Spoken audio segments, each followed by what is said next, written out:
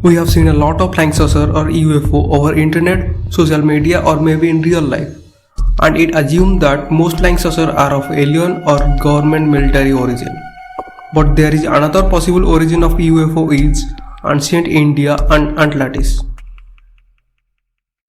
So let's start from the Indian history.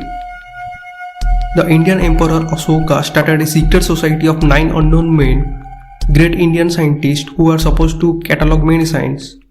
Ashoka kept this work secret because he was afraid that the advanced science catalogued by these men would be used for evil purpose of war.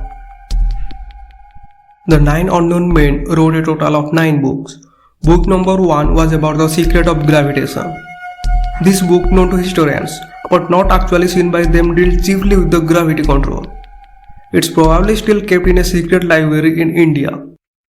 Now I have a question to you that who discovered gravitation?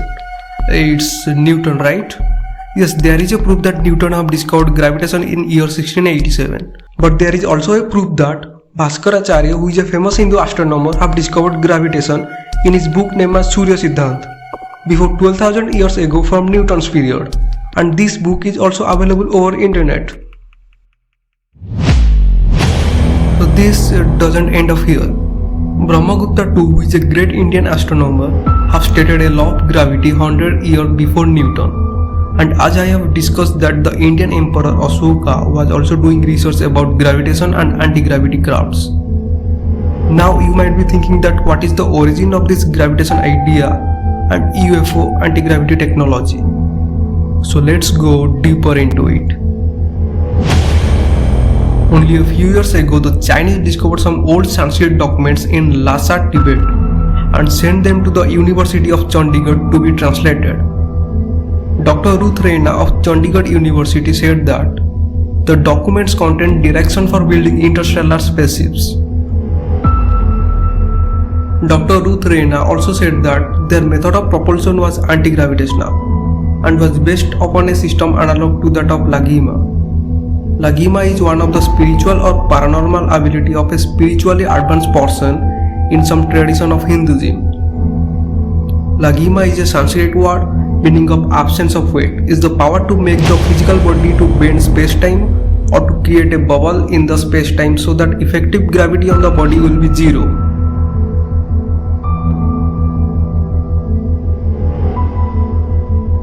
Dr. Ruth Reina said that on board of these machines, which are called Astra by the text, the ancient Indian could have sent detachment of men to any planet according to the documents, which is thought to be thousands of years old. The documents also mention to reveal the secret of Antima and Garima. The meaning of Antima is the cap of invisibility, and the meaning of Garima is the ability of making the body infinitely heavy. The Indian scientists did not take the text of old documents very seriously, but became more positive about the value of documents when the Chinese announced that they are including certain part of data from the old document for study in their space program. One of the great Indian epics, the Ramayana, have highly detailed description of a trip to the moon in a Vimana or Astra, and also describe about the battle on the moon with an Atlantean airship. So these are some evidence of anti-gravity and aerospace technology used by Indians. To really understand this technology, we must go much further back in time. The so-called Rama Empire of northern India and Pakistan developed at least 15,000 years ago on the Indian subcontinent and was a nation of many large sophisticated cities, many of which are still to be found in the desert of Pakistan, northern and western India. Rama existed apparently parallel to the Atlantean civilization in the middle of Atlantic Ocean and was ruled by enlightened priest kings who governed the cities. The 7 greatest capital cities of Rama were known to be the 7 Rishi cities, as mentioned in the classical Hindu text.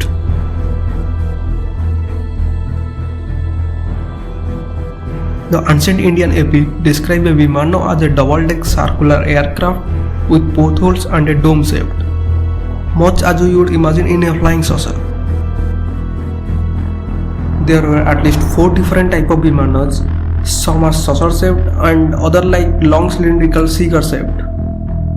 The ancient Indian texts on Vimana are so numerous, it would take volumes to relate what they had to say.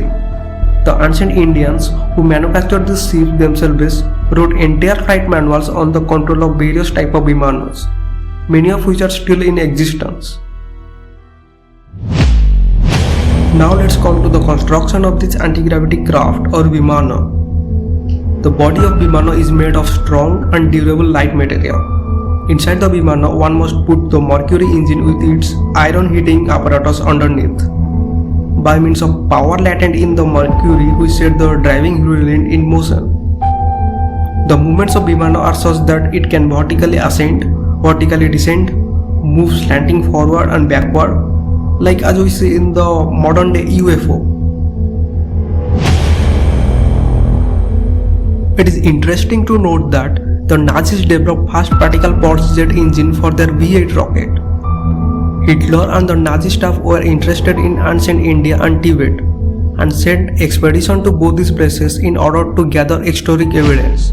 And they did so and gained some scientific information about the ancient India anti-gravity technology. As described in the Indian ancient text, there are four main types of flying Vimanas: Rukma, Sundara, Tripura, and Sakuna.